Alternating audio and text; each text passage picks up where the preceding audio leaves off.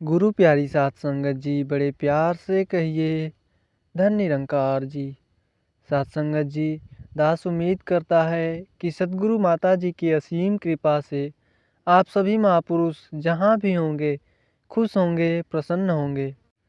साध संगत जी, आज के साखी का नाम है हमें अपना हिसाब कब चुकाना है। साध संगत जी, एक सेठ जी बहुत दयालु धर्म कर्म में यकीन किया करते थे। उनके पास कोई भी व्यक्ति यदि उधार मांगने के लिए आ जाता था तो वो उसे मना नहीं करते थे। वे मुनीम को बुलाते और जो उधार मांगने वाला होता था उससे पूछते थे कि तुम अपना उधार कब लौटाओगे, इस जन्म में या अगले जन्म में। साध संगत जी, जो लोग ईमानदार होते थे वे कहते थे कि इसी जन्म में चुका दूंगा। कुछ लोग चतुर भी होते थे तो कोई चतुरे मन ही मन खुश कहते कि अच्छा सेठ है, अगले जन्म में उधार वापसी की उम्मीद लगाए बैठा है। ऐसे लोग मुनीम से कहते कि वे अगले जन्म में उधार को लौटाएंगे। मुनीम कभी भी किसी से कुछ पूछता नहीं था। जो जिस जन्म की बात कह देता मुनीम लिख लेता था। एक दिन एक चोर सेठ के पास उधार मांगने के लिए पहुंचा। उसे मालूम था कि सेठ अगले जन्म तक के लिए उधार दे देता है। हालांकि उसका मकसद उधार लेने से अधिक सेठ की तिजोरी को देखना भी था। चोर ने सेठ से कुछ पैसे उधार मांगे। सेठ ने मुनीम को बुलाकर उधार देने के लिए कह दिया।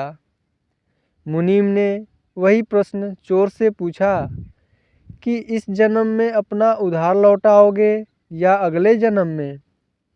चोर ने कहा, अगले जन्म में मैं अपना उधार लौटाऊंगा। मुनीम ने तिजोरी खोल करके पैसे उसे दे दिए। चोर ने तिजोरी को देख ली। अब चोर ने तय कर लिया कि इस मूर्ख सेठ की तिजोरी आज रात में उड़ा दी जाए। वह रात में सेठ के घर पहुंच गया और वो वहीं भैंसों के तबेले में छिप करके सेठ के सोने का इंतजार करने लगा। अचानक चोर ने सुना कि भैंसें आपस में बातें कर रही हैं।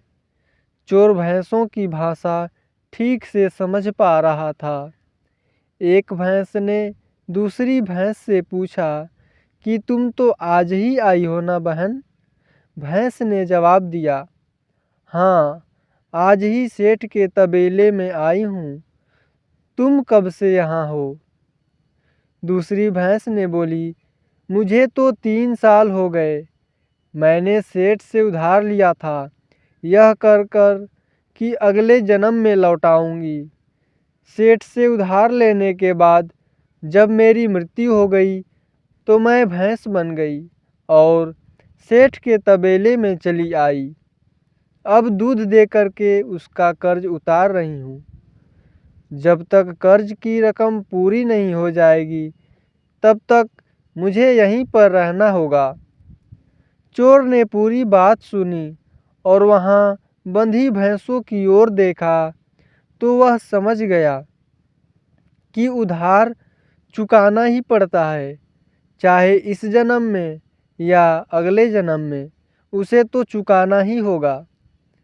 वो उल्टे पांव सेठ के घर की ओर भागा और जो कर्ज उसने लिया था उसे फटाफट मुनीम को लौटा करके रजिस्टर से अपना नाम कटवा लिया। साध संगत जी, हम सब भी इस दुनिया के अंदर इसलिए हैं कि कुछ लेने देने के हिसाब चुकाने हैं। निरंकारी सद्गुरु बाबा जी कहते हैं कि अगर सब कुछ लेने के बाद हिसाब चुकता हो जाए तो इस दुनिया का ही अंत हो जाएगा। चाहे दुख हो या चाहे सुख हो, हिसाब तो देने ही होंगे। सिमरन करो और दुख का बोझ और भी कम हो जाएगा। साथ संगत जी, आज की साखी कैसा लगा हमें कमेंट बॉक्स में कमेंट करके ज़रूर बताइएगा। साथ संगत जी बड़े प्यार से कहिए धन निरंकार जी।